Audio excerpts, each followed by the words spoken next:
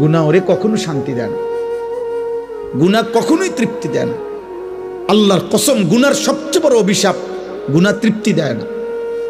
এক সাগর মদ পান করলেও মদখোর তৃপ্ত হয় না, এক গ্লাস পবিত্র পানি পান করলে মানুষ তৃপ্ত হয়ে যায়।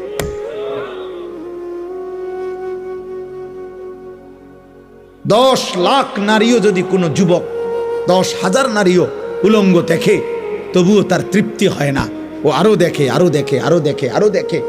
একজন ইমানদার মাত্র একজন স্ত্রী নিয়ে 70 বছর তৃপ্ত জীবন, পবিত্র জীবন পালন করে।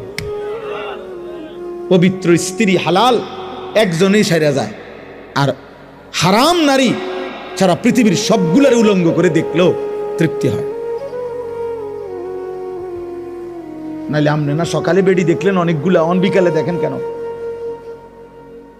আপনি না রাত্রে দেখলেন অনেক নারী, এখন দিনে আবার দেখেন কেন?